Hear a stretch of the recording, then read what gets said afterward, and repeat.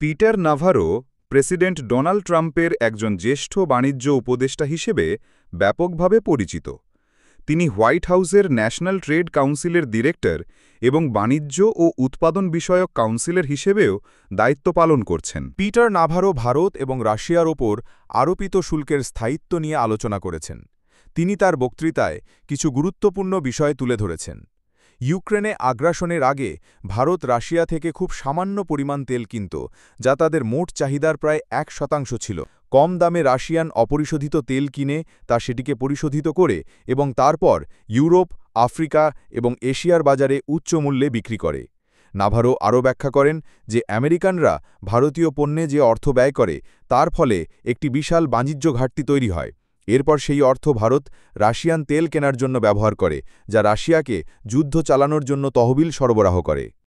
Peter Navarro Russia Ukraine সংঘাতের প্রেক্ষাপটে ভারতের ওপর আরোপিত গৌণ শুল্ক সেকেন্ডারি ট্যারিফস নিয়ে আলোচনা করেছেন। তিনি যুক্তি দেন যে ভারত কর্তৃক রাশিয়ার তেল কেনা একটি সাম্প্রতিক বিষয়, যা 2022 সালের ফেব্রুয়ারিতে ইউক্রেন আক্রমণের পর শুরু হয়েছে। নাভারোর দাবি এটি লাভের জন্য করা হচ্ছে, কারণ ভারতীয় শোধনাগারগুলো কম দামে রাশিয়ার অপরিশোধিত তেল কিনে তা শোধন করে। এস জয়শঙ্কর তার বক্তব্যে আমেরিকা বিরোধিতা করেন। তিনি বলেন যে ভারত রাশিয়ার তেলের সবচেয়ে বড় ক্রেতা নয়, বরং চীনই সবচেয়ে বড় ক্রেতা। তিনি আরও উল্লেখ করেন যে রাশিয়ার তরলীকৃত প্রাকৃতিক গ্যাস এলএনজি এর সবচেয়ে বড় ক্রেতা হল ইউরোপীয় ইউনিয়ন।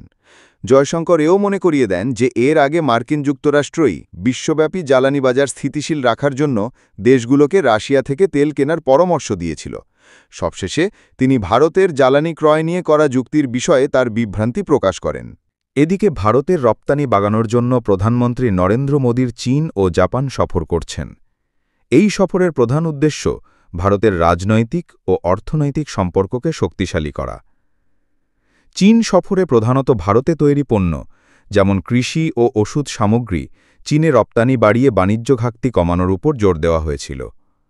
অন্যদিকে জাপান সফরের লক্ষ্য জাপানের প্রযুক্তি ও বিনিয়োগকে ভারতে নিয়ে আসা, যা নতুন কর্মসংস্থান তৈরি এবং অবকাঠামো উন্নয়নে সাহায্য করবে। এই কূটনৈতিক পদক্ষেপগুলো ভারতের মেক ইন ইন্ডিয়া এবং আত্মনির্ভর ভারতের মতো উদ্যোগগুলোকে আন্তর্জাতিক বাজারে সফল করতে গুরুত্বপূর্ণ ভূমিকা রাখে। সফরগুলোর মাধ্যমে শুধু বর্তমান বাণিজ্য চুক্তি নিয়েই শুধু নয়, বরং দীর্ঘমেয়াদী কৌশলগত সম্পর্ক গড়ে তোলার চেষ্টা করা হচ্ছে। ভারতের মেক ইন ইন্ডিয়া এবং আত্মনির্ভর ভারতের মতো উদ্যোগগুলো সফল করতে হলে আন্তর্জাতিক বাজারের সঙ্গে দৃঢ় সম্পর্ক স্থাপন করা অপরিহার্য। এই সফরগুলো সেই লক্ষ্য পূরণের একটি গুরুত্বপূর্ণ অংশ ছিল। বিশেষ করে এই সফরগুলোতে ভারত থেকে চীনে ফার্মাসিউটিক্যালস, কৃষিপণ্য এবং আইটি পরিষেবা রপ্তানির বিষয়ে আলোচনা হয়েছিল। অন্যদিকে জাপানের সাথে উচ্চগতির রেল বা বুলেট ট্রেন, স্মার্ট সিটি এবং অন্যান্য পরিকাঠামো প্রকল্পে সহযোগিতা বাড়ানোর বিষয়ে সমঝোতা বাড়ানোর চেষ্টা করা হবে। যদিও এই সফরগুলোর প্রভাব রাতারাতি দেখা যাবে না, তবে এগুলোর দীর্ঘমেয়াদী গুরুত্ব অনস্বীকার্য। এই কূটনৈতিক পদক্ষেপগুলো ভারতের অর্থনৈতিক প্রবৃদ্ধিতে বড় ভূমিকা রাখবে এবং আমেরিকার শুল্ক নীতির ক্ষতি কাটিয়ে উঠে আরও এগিয়ে যাবে। ধন্যবাদ সবাইকে।